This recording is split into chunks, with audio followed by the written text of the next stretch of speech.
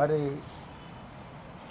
Representation of people's act, model code of conduct ఈ రెండింటిని సాక్షాత్తు రాష్ట్ర ముఖ్యమంత్రి రేవంత్ రెడ్డి గారే ఉల్లంఘించినందువల్ల ఆయనను ఈ ప్రచారం నుండి బ్యాన్ చేయాలి, నిషేధించాలి, అతని మీద చర్య తీసుకోవాలని చెప్పేసి ఈరోజు రిటర్నింగ్ ఆఫీసర్ షేక్పేట అంటే జూబ్లీ హిల్స్ నియోజకవర్గం యొక్క రిటర్నింగ్ ఆఫీసర్కు ఇవాళ మేమందరం కూడా ఫిర్యాదు చేయడం జరిగింది. అదేవిధంగా ఈరోజు మరి చీఫ్ ఎలక్టోరల్ ఆఫీసర్ గారికి కూడా ఫిర్యాదు చేయడానికి వచ్చినాం. ఇవాళ హాలిడే అయినందుకు వారు లేరు.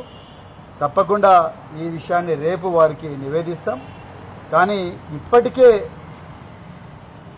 రేవంత్ రెడ్డి గారిని నిషేధించాల్సింది కేవలం ఇక్కడ ఒక్క దగ్గరనే కాదు, ఆయన కేటీఆర్ గారిని, కేసీఆర్ గారిని చాలా సందర్భాల్లో కూడా అన్పార్లమెంటరీ లాంగ్వేజ్, ఒక మనుషులు మాట్లాడే భాషలో కాదు, దుర్మార్గమైన భాషలో వారు నిందించడం జరిగింది.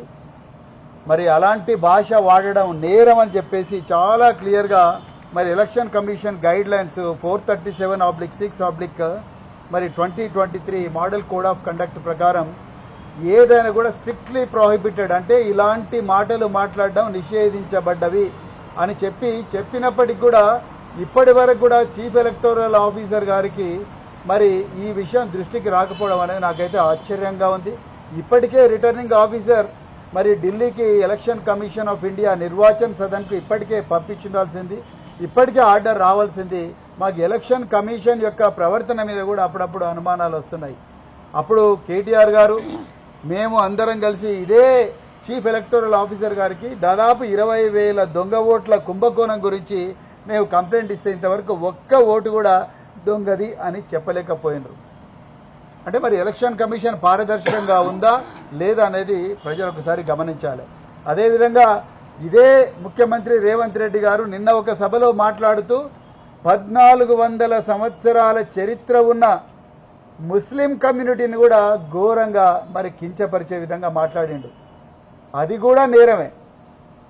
బిఎన్ఎస్ ప్రకారం మత విశ్వాసాలు, భారత న్యాయ సంహిత ప్రకారం మత విశ్వాసాలను ఏ పౌరుడు కించపరిచినా కూడా అది నేరమే.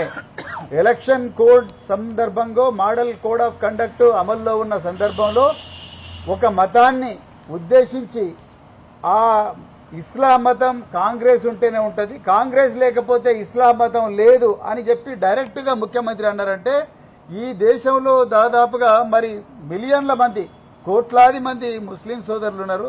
వాళ్ళందరి మత విశ్వాసాలను కించపరిచిండు గౌరవ ముఖ్యమంత్రి రేవంత్ రెడ్డి గారు. దీని మీద కూడా అతని మీద వెంటనే చర్య తీసుకొని కనీసం అంటే అతనికి రాబోయే 3 రోజుల నిషేధం విధించాలి. లేకపోతే మాత్రం ఈ దేశంలో, ఈ రాష్ట్రంలో మరి శాంతి భద్రతల పరిస్థితి విఘాతమయ్యే పరిస్థితి ఉన్నది, మత కల్లోలాలు వచ్చే పరిస్థితి ఉన్నది. అందుకొరకే ముఖ్యమంత్రి బేషరతుగా క్షమాపణ చెప్పాలి.